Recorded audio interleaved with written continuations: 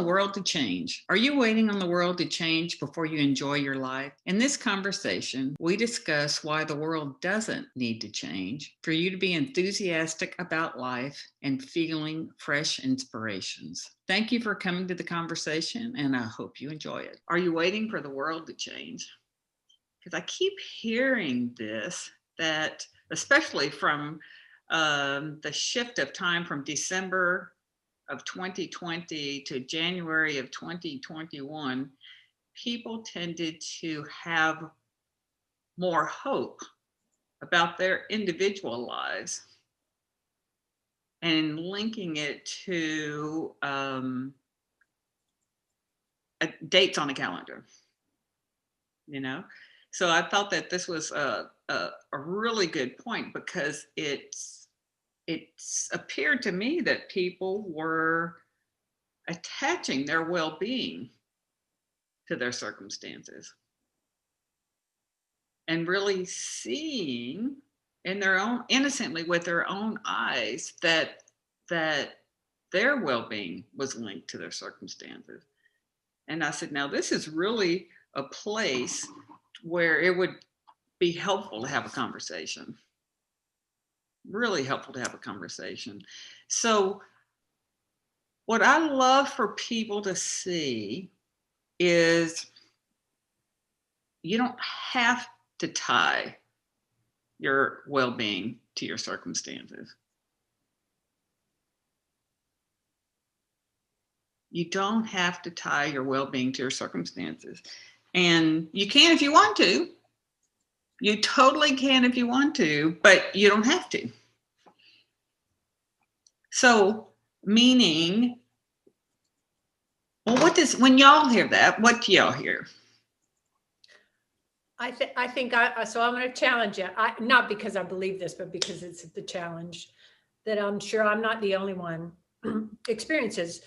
My idea was that when I got the vaccine, I would be able to see my grandchildren. Until then, I can't see them, or my children, really, and or my father, who's in a nursing home.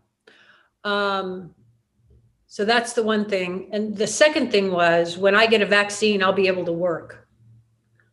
So, I mean, I won't be putting my groceries on the credit card. So those are kind of big things.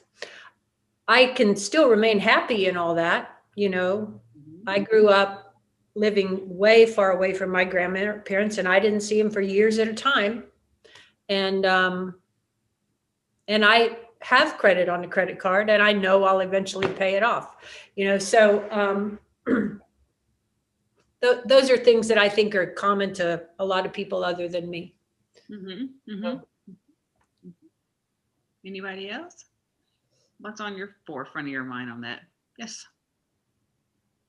I kind of feel the same way Donna does. I did go and see my parents over Christmas. I did take a COVID test before, but I also am waiting for the vaccine so I can travel again, because that's kind of my big thing I do when in between job stints. I work for Travis County elections, so we were busy all last year. So I worked during COVID. I was around hundreds of people every day, and I'm so grateful I got to work.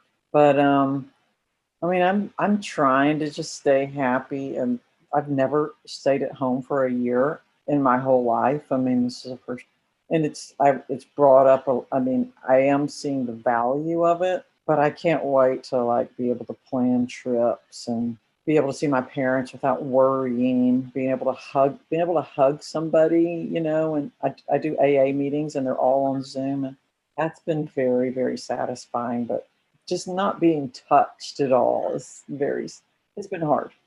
Mm-hmm. Mm-hmm. Mm-hmm. Anybody else?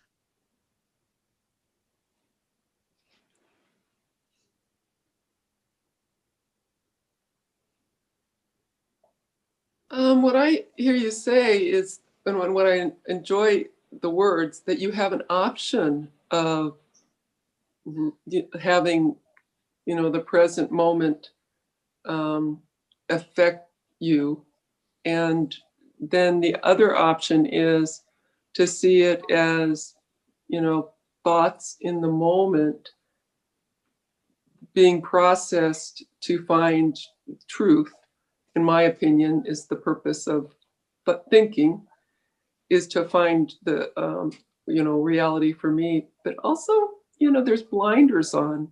I filter things so much from my biases. And so there's always an opportunity in the moment to be present to what is for me and to accept what is, so I can sort of see the kind of, have clearer vision. That's long-winded. Anyway, that's what I was thinking. And that is, it is so human to tie our sense of well-being to our preferences, because we tend to stop at the level of preference. Innocently, we stop at the level of preference because we really feel like that is the source of, that would be the source of my good feeling. And that's really attaching your I'll say good feelings, and I'll even say it's feeling, it's a feeling state that's available to all of us that is kind of off the chart of emotion. And we have emotion, we have I think anytime we use the word feeling, it seems like we're referring to emotions like happy, sad, anger, whatever our emotions might be. But there is a feeling that I know we've all experienced when we've been, also when we've been in a rich feeling of feeling secure, or feeling even that vacation feeling. I'm kind of equating the same thing, like which when you really feel secure in the world, do you see how that has a feeling to it that's not necessarily tied to emotion? So it's that level of rich feeling that is below the surface level of preference. It's going to a greater depth within ourselves below that level of likes and dislikes and preferences. But most people, me included for a long time, did not know that rich feeling is at the depth of our existence. We tend to get so distracted by what's not right, what's not on offer today. And we miss the opportunity to go to that place inside us. It is a place inside us that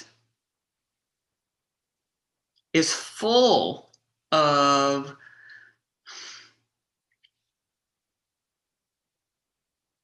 a rich feeling. I just can't, it's hard to put words, because it's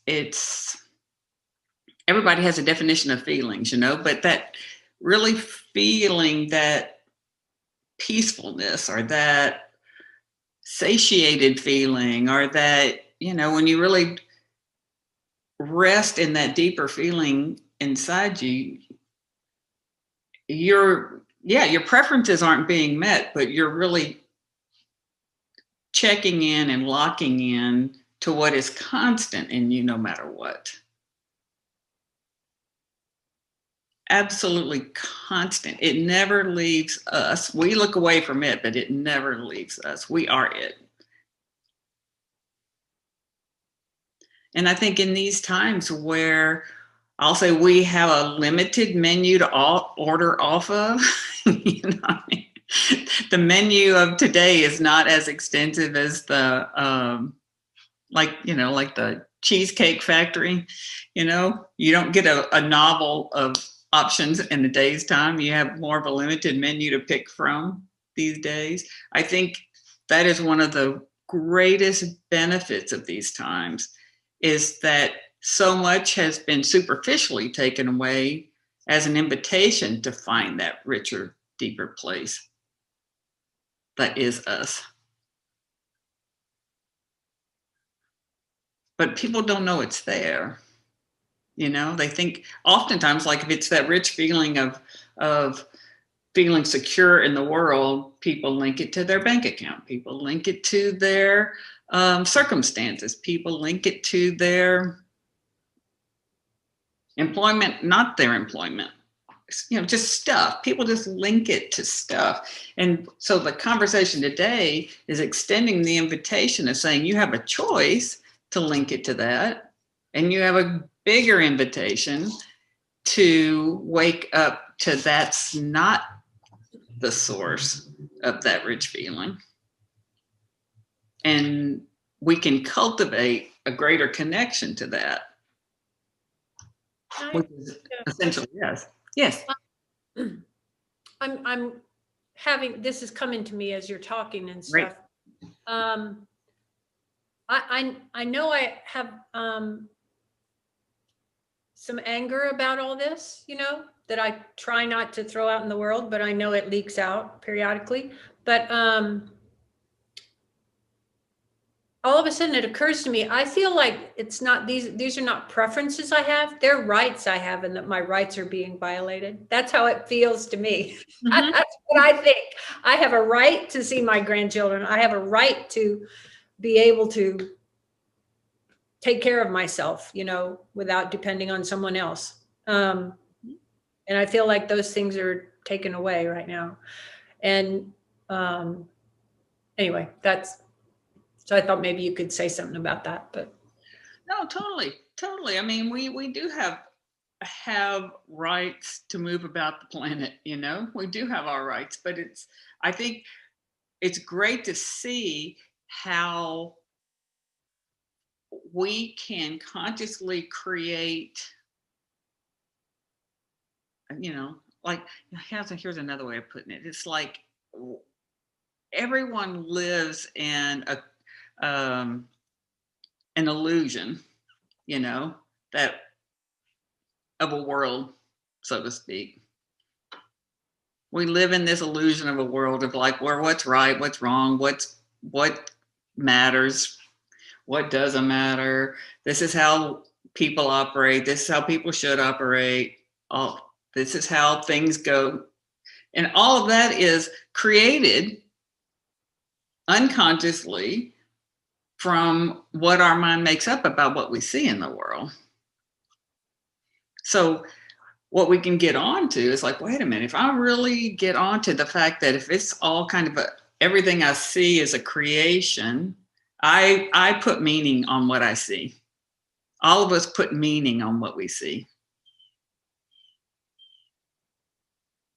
That's a good thing to see, that anything that has meaning is created from inside us. So seeing that basic point, that we're assigning meaning to anything that we see, it helps us to see that we are the creator of this life that we see. We see it as good or bad, right or wrong.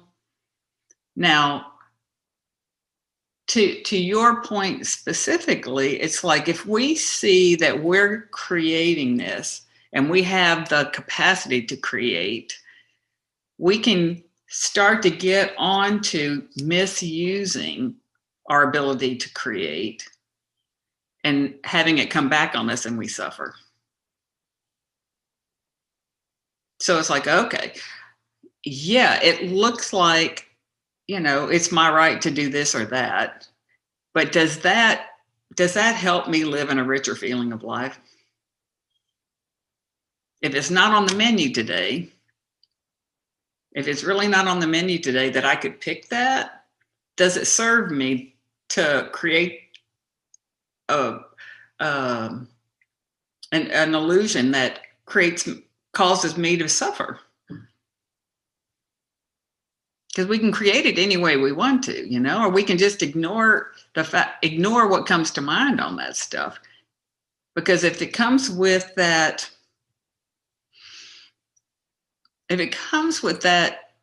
feeling, it's like, yeah, you can be mad, but how long do you want to stay in it? Because it's not on offer today. You know, we don't need to control it, but we can go, wait a minute.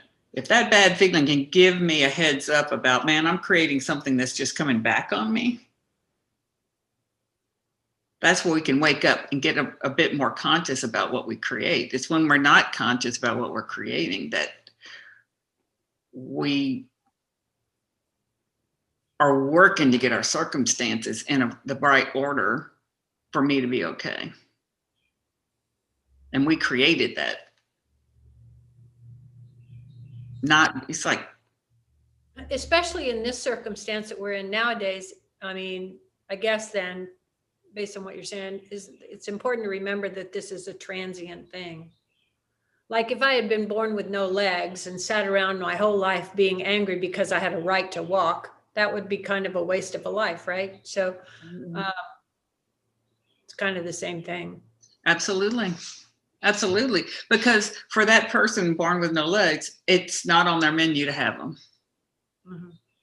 You know? Yeah. Staying out of what appears to be right or wrong, let's just be present with what is. And living in that soup of it shouldn't have happened to me, or why did this happen to me? You can see how that impacts their experience of life. And we can wake up and be a more conscious creator to my experience of life. If we really understand that rich feeling is not attached to my circumstances, I can let it be, but it doesn't have to be, because that's not going to be the source of that rich feeling anyway. Mm-hmm. Well, when you were first talking about security, like before most of y'all logged on, me and Cherie's, I posted on, I was in the ER yesterday. It was my first ER experience. I was there all day. And I spent that day realizing how blessed I was, because I've lived alone my entire adult life. I haven't dated anyone in a really long time. And me and all my single friends talk about, we're so afraid we're going to have a heart attack and die in our house and nobody's going to know, because we talk to each other like once a week or once a month, because we're older. We don't need that, COVID, we're hiding our house. But I thought I was having a heart attack. I called a couple of people. One raced over. She spent all day with me there. ER was empty. It wasn't full of bodies like I thought. And it sounds crazy, but like I didn't grow up with a feeling of security. I didn't have nurturing, or I didn't have parents who attended to my needs, especially health needs, was neglected.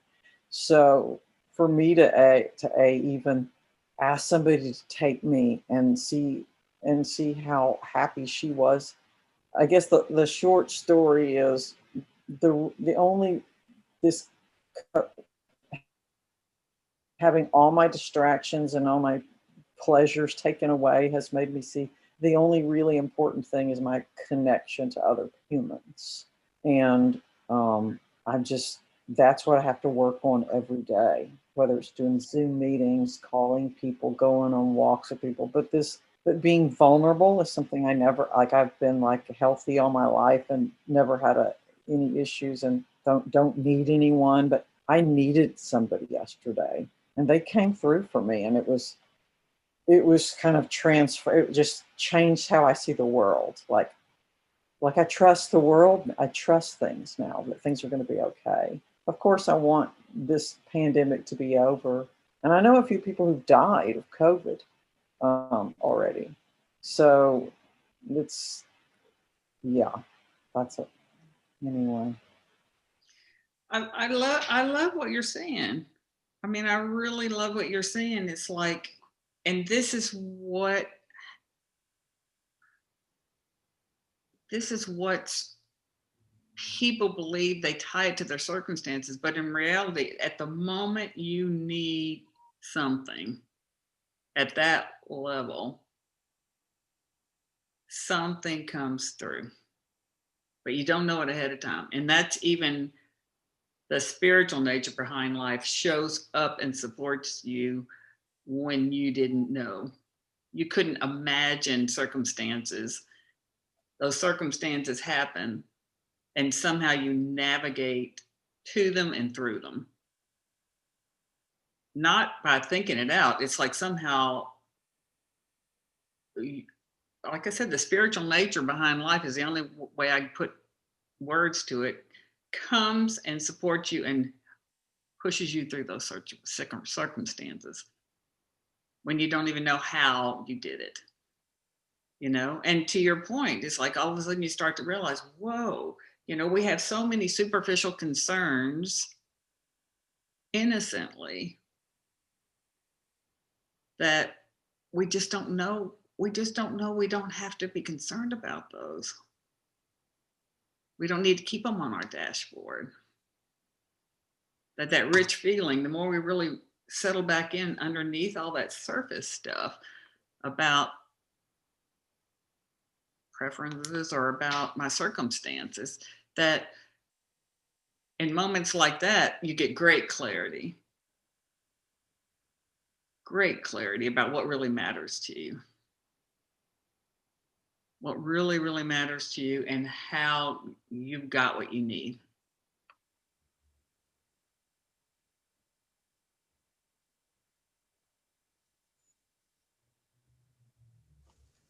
Cherie, one of the challenges I have is the word creation and the desires, because my twin and I have a different take on this stuff. She is of the understanding that she wants to direct it. She wants to be the creator with, this life force mind with the three principle stuff. And she wants to create. So she wants to put her intention on what she wants.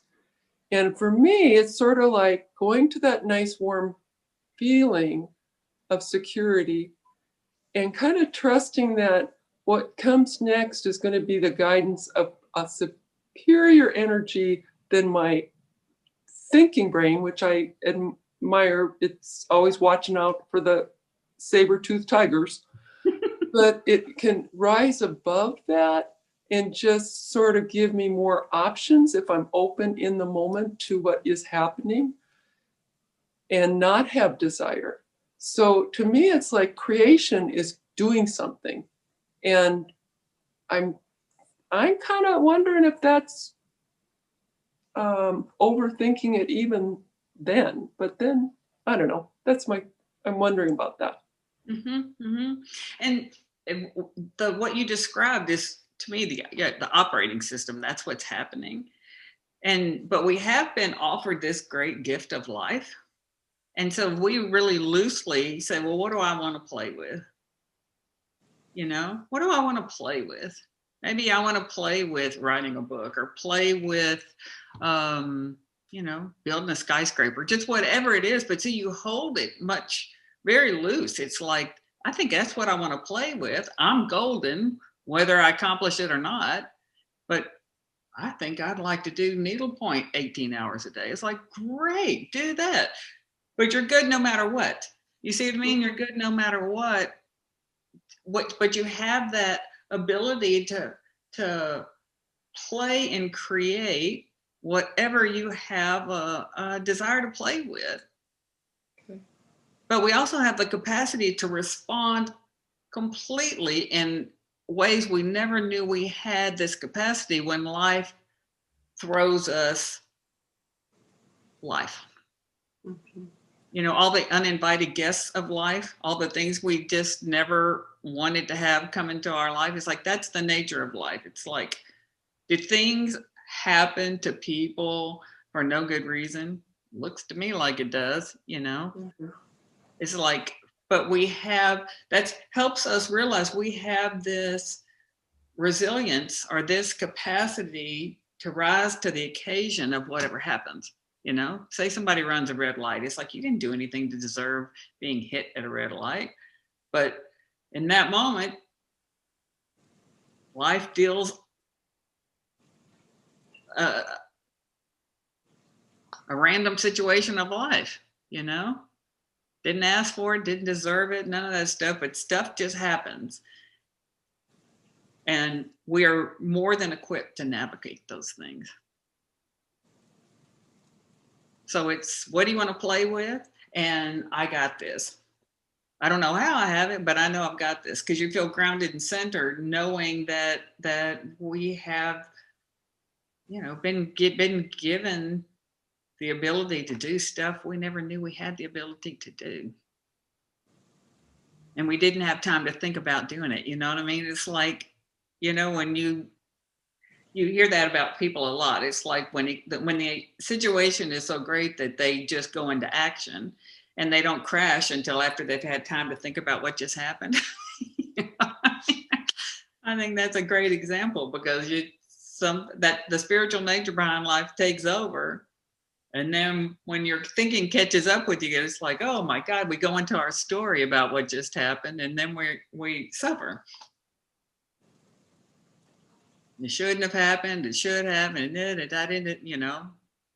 How did I navigate this? What happened? You know, I should have done more. I mean, all that story is what will create the suffering.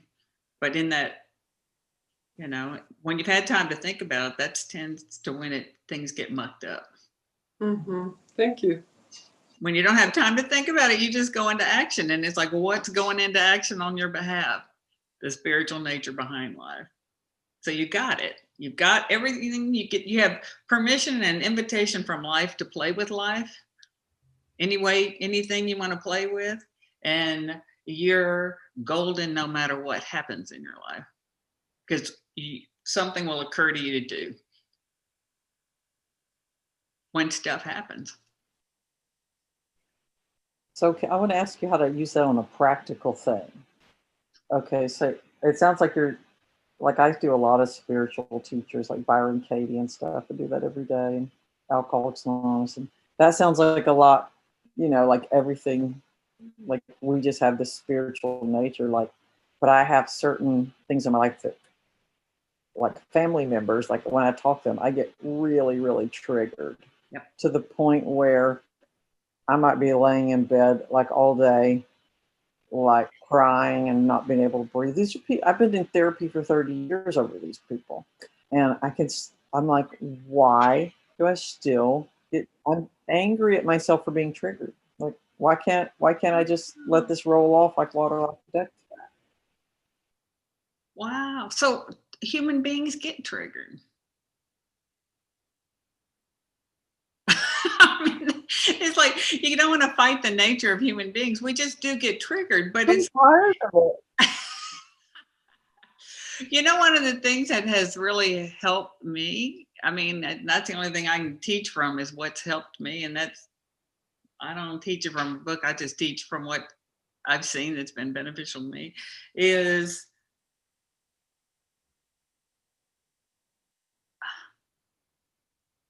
if we could just let the triggered part pass through and not dwell on my story of the triggered part. They shouldn't be this way. They're impossible. Why don't they do something to help themselves? I mean, whatever the story is that we wrap around, you know, I should be different. I shouldn't be getting triggered. I'm tired of getting triggered. It's like, well, guess what? Human beings get triggered.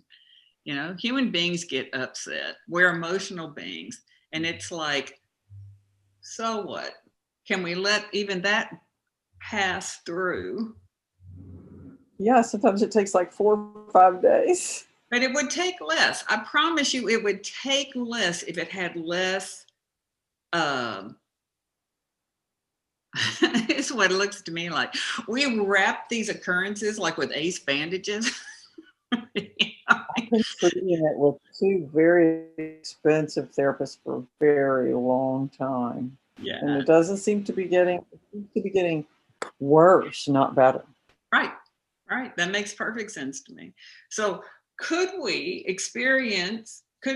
separate the experience from what I make of the experience? I'm just dealing with the sensations in the body. Yep. And they'll pass. They will pass sooner if you don't resist them, because the movement of life is constant. If we can allow all the sensation to just pass through and not try to fix it, manage it, do anything with it, just let it pass through. Just let it I pass. think I'm just so angry because I'll be having a great day. I'll talk to my mom, and then I have to lay in bed and cry for 5 hours. And I'm like, this is not fair. I've already done all my work on this woman. I've forgiven her. She's 80 years old. I love her. Why am I going through this? And I'm just so mad. But then the next day I'm like, okay, that happened. I think And that's a great. she does say mean stuff. So, there's that. But to that place about, just notice how much story you have around it. I mean, you might have story about, you know, I used to make up these stories like around my grandmothers. Like, well, grandmothers are supposed to be these soft places to fall, and they should be making cookies and loving to see me. You know what I mean? And I was like, well, guess what? That's not what you got. So, can you let that go? So, I mean, I just kept seeing how much story I had wrapped around my upset. No, I know what I got, and there's a little part that still thinks maybe that sweet little grandma cooking mommy will show up. The thing is, sometimes she is that sweet, but sometimes I don't get. Sometimes I get, But again, I think that's a really good direction to look at, because it's like, wait a minute, they don't need to be different for me to drop into that peaceful place inside myself. And that's a hard one to see when it involves people we have histories with. And that's what the Byron Katie work is really good for, because she does an everyday 1 hour thing, and she makes you just sit with it. Just stare at that moment where you got that trigger and just see the innocence. Like you were saying. But sounds like, I think to your point, she requires you to look at your story and drop it. That's the same thing I'm talking about. It's like you can have all that feeling flood the body, knowing it's transient. To what we were talking about earlier, it's like that feeling is transient. It's when I wrap it, bind it in that ace bandage of story, that and believe, really innocently believe, I got to take to the bed to get past this. It's like, well, that's innocent enough how it showed up, but it's not true. I did have to take to bed. I mean, I didn't have a choice. I was flattened. You have a choice. What if you did have a choice? I mean, that's a place to. I love this question. I love this question. I love this question. I love this question. It's like, and I ask myself this all the time, and it's like, am I willing or am I open to be wrong about that? Well, sometimes I try to get in my car, and what I used to do is just busy through it. Like, I'm not going to be flattened. But what happens is the symptoms start overtaking me. I see it. They're going to get me when I come home. They're going to get me when I come home. I mean, I cannot plow through. Are you being wrong about that? I can't push them away. Don't need to. I'm asking you, just let them pass through. For mine are so powerful and Trump that I cannot drive when I have this. When I see spots in front of my eyes, I'm having a brain fog. It means true PTSD symptoms. I'm so angry that it's still happening after 7 years of you know, of all the years of doing this work. And the heart attack thing I thought I had yesterday, like I would never been to an ER in my life. I'm like, what is this from? You know, it's so interesting that I was speaking with a client the other day, and she really saw, after we started pointing this out, she really saw that she had zero acceptance for human frailty.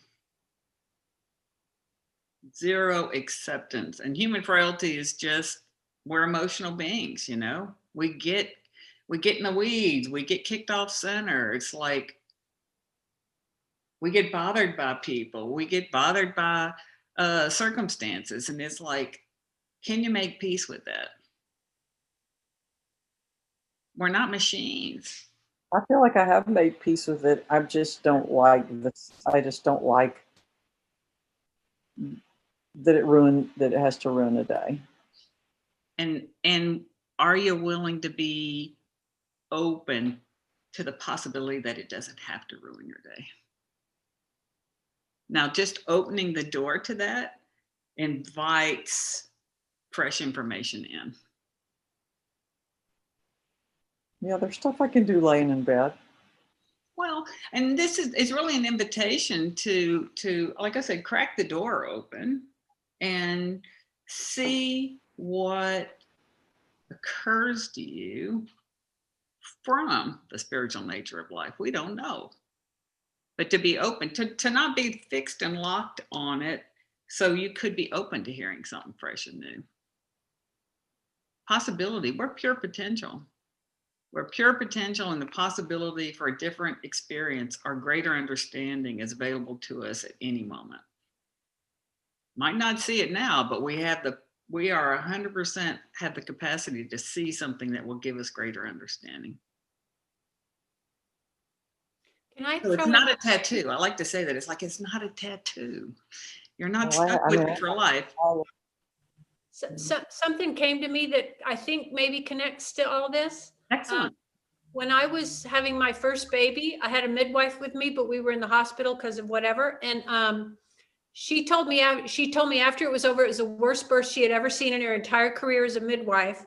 And she said that what had happened was I got to this certain place in the labor, and when the contraction should have been pushing the baby out, because I was in so much pain and so freaked out about the pain, I was actually pulling it in. Oh, And it just strikes me that I do that, you know, like when I think I'm going to be overwhelmed by pain or whatever, I can't handle going to the pain, I pull away from it, which makes it last even longer. Is that, I don't know if that has anything to do with anything, but I just had to say that. So. No, I think that's so helpful, because it's like, just to your point, it's like it would pass through if we didn't resist it. You know, we didn't contract away from it, recoil away from it. It would pass through. It wouldn't be pleasant. We don't like it. It lasts way too long, but it's going to pass through. So I think we're saying, What was that? yeah, I think I'm saying the same. I think we're saying the same thing. I'm letting it pass through, whereas I used to drink and drug over it, 30 years ago. But it's just, I wish it was like just a general sort of float. Like right now, I talked to my sister this morning, and I'm having like a little, and I'm letting it pass through. But I'm not going to be floored by it, like when I talk to my mom. Mm-hmm. I'm always floored. Mm-hmm. And that didn't used to be that way. That's new. That's new. Cherie, can I offer something too? Please. And I always love birth stories, so that was a good one. How what resists, persists. And my example is, once I had an understanding that it's an inside out, everybody can have their own story, their walk on the walk, they're suffering their own stories, or they're joyful in their own stories, that is something that I have no control of, but I can control my reaction to them. is when I went up, I had been married 17 years. My husband and I had a separate 50-50 split. And every Christmas, and because of his own story of his mother committing suicide around Christmas, it was hell. And he never wanted to talk about it because that was the F word. That was feelings. And you can hear my bitterness, it's like, I couldn't change him. But I loved it, I loved him for what he was too. But it was very, very hard. And I hated Christmas after that. And so I was going up to visit my daughter up in Alaska right after, this is my first Christmas divorced, or a couple of years after I understood, it's an inside out. And I realized I was going into the same thought pattern, how horrible it was. Christmas is terrible. And I thought, how much bandwidth am I going to give this again? And I'm here in this beautiful Christmas scene. I'm going, and now I'm going to pull that memory and go through it again. And I realized then and there, and I had to get to my higher power. I had to say, now, divine energy that is permeating me right in here and now, please guide me, because I don't want to go down that path. That story is so old and I don't want to suffer anymore. But if there is an inkling of wisdom, then I'm willing to go through it. But otherwise, I just want to hang out and have fun here. And it passed so much quicker. I was so grateful. That was an insight that I'd had a lot of trouble coming to. So I learned I have a choice whether I pull that into my moment or not. But I accept the fact that there's probably resolution I still need. And here my voice is quivering, so I guess there's still more to be, seen. But I offer that. So, good luck. Well, I love what you're pointing to, because it's like we can, as we wake up, we can misuse memory against us, or we can, use memory to support us. Meaning it's like it's all thought in the moment. It's all thinking in the moment that's going on. But it's like, whoa, we can catch on to like, well, it's, again, I'll restate it. It's all thought in the moment. But if I dwell in memories that bring me a really cruddy feeling, I'm creating that feeling for myself. It doesn't mean it's not going to show up, but it's like, wait a minute, I don't have to make up I need to resolve a thing.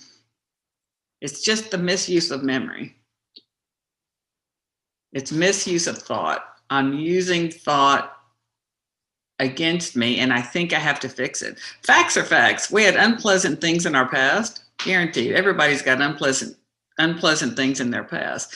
But it's like, we're not trying to change the facts. We can't change the facts. But it's like, if I let it come back on me, if I dwell in that memory of it should have been different, I should have been different, or, even lingering in a memory that brings pain or discomfort, we can wake up from it going, well, I don't have to do this. I don't have to do this. I can't change the facts,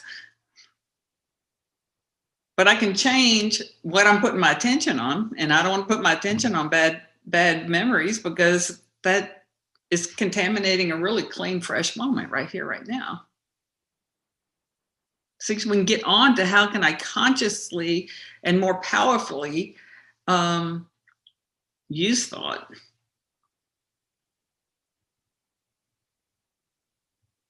We can use it against us, or we can use it.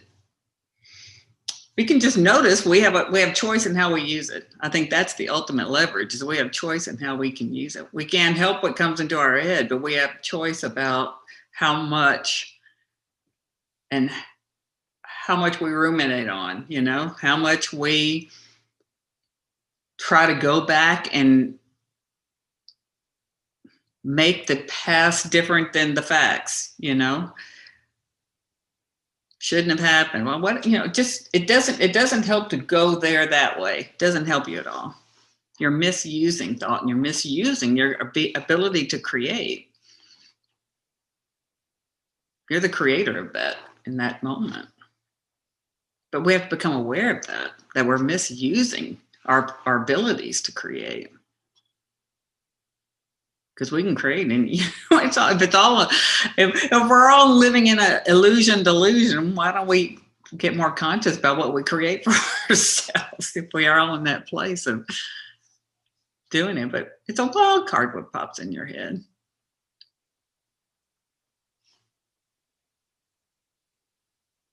So, in that, anybody else have just another question before we wrap up, or anything you'd like to share? I'd love to hear any thoughts you have about. Hopefully, through this conversation, you've seen that you can choose to link your well-being to your circumstances, but you don't have to.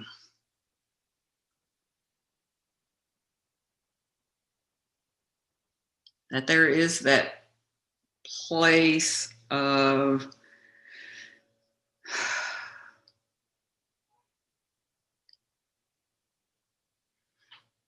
like I said, I can't put words on it, but it's a feeling underneath the emotion. It's really that rich feeling of I got this, and if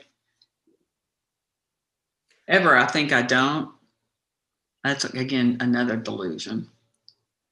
We will rise to the occasion. The spiritual nature behind life will support you in rising to the occasion, and you can rest in that rich feeling. Yes, please. I got a lot today. So on the Capitol riot, right?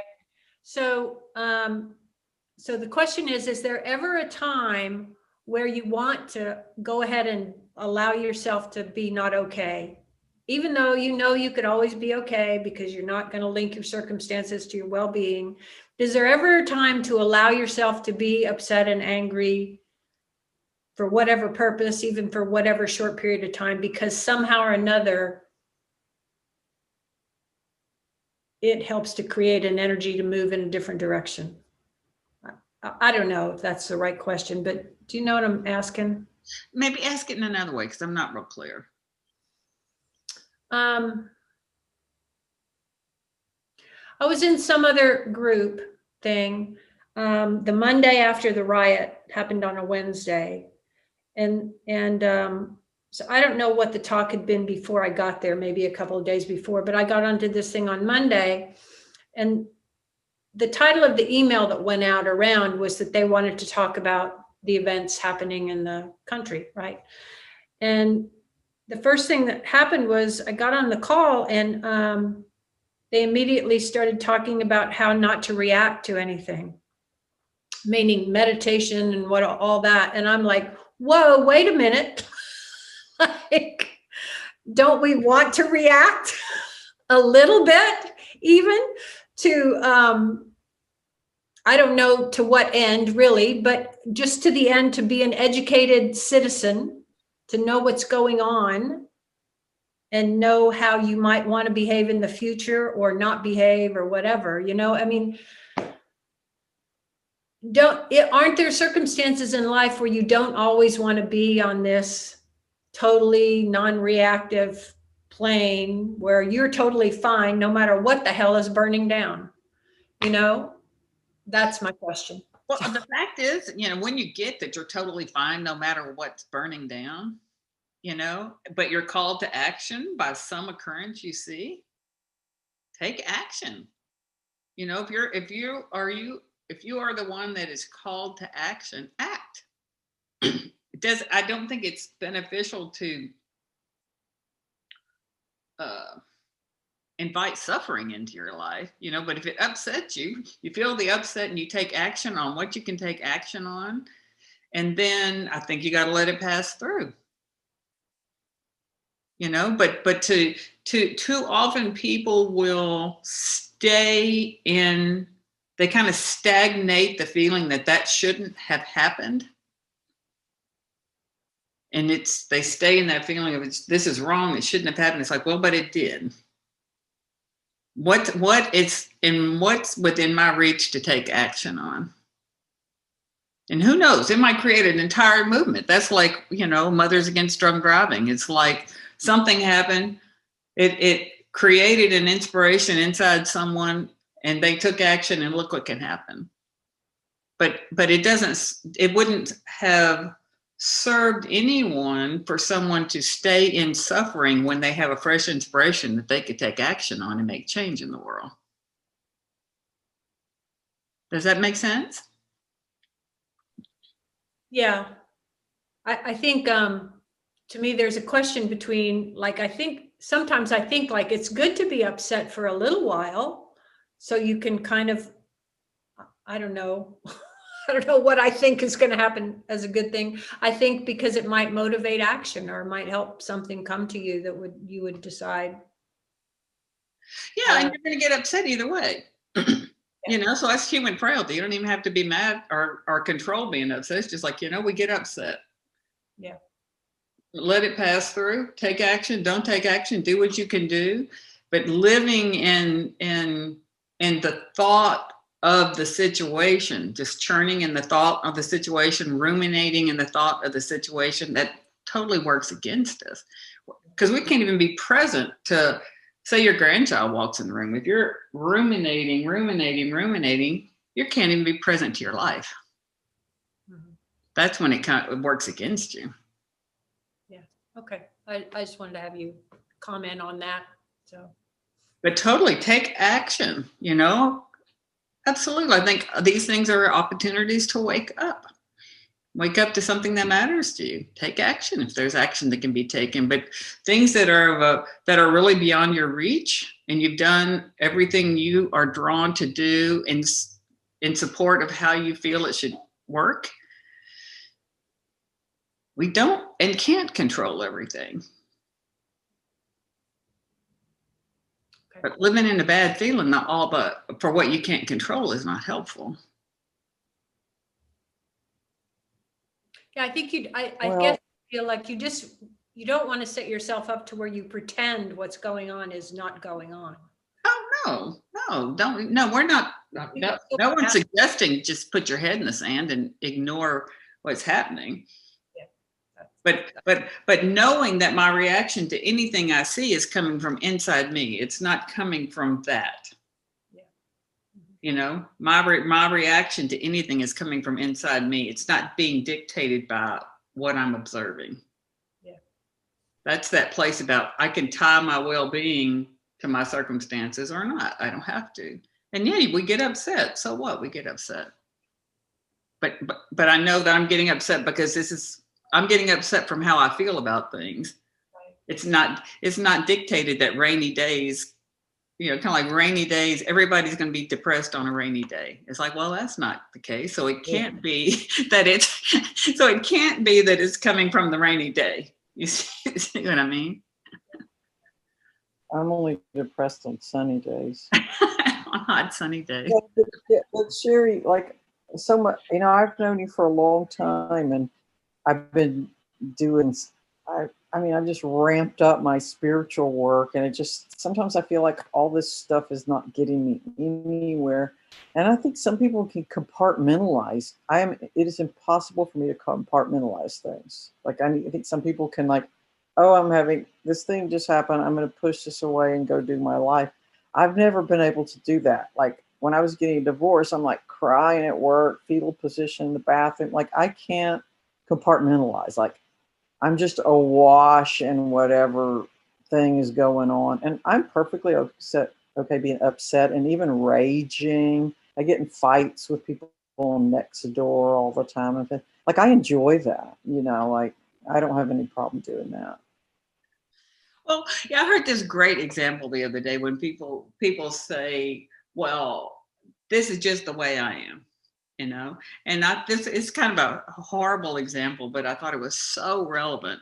It's like, okay, so say you're sitting by the pool and you're in your poop about whatever, you know, you're in your soup that I can't, and it's like, and you look and you see that there's a kid struggling in the pool.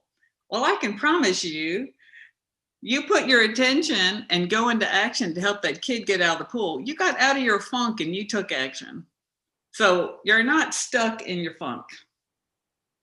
You can come back to the present moment. That's a rather extreme example, but you wouldn't ignore the child in the pool because it's like, well, I'm in a funk and I just can't deal with a child that could be have a problem in the pool. It's like, it doesn't work that way. You know what I mean? It doesn't work that way. So it's another one of those things about, are you willing to be wrong about that? Because you would go into action. I would, but I have that exact same thing happened in my childhood, and the person did not jump in and save the person. Mm-hmm. They were frozen. Well, I love the example. I love the example of how it looks like my funk is fixed, but we can, as human beings, get more proficient at getting in the present moment. We can get proficient about getting out of our stories. Just like if we picked up a language or we picked up a musical instrument, we kind of get proficient at it the more we participate with it.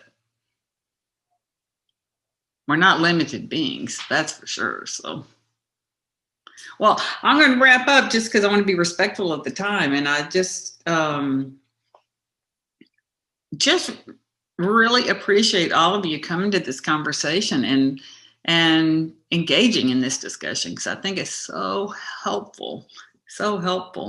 And I love having a place where people can just come together to discuss topics such as this. If you ever have a topic that you would like to explore, drop me an email, Cherie@cherieray.com. If topic comes to mind, I would love to put it on the calendar and have another conversation on it.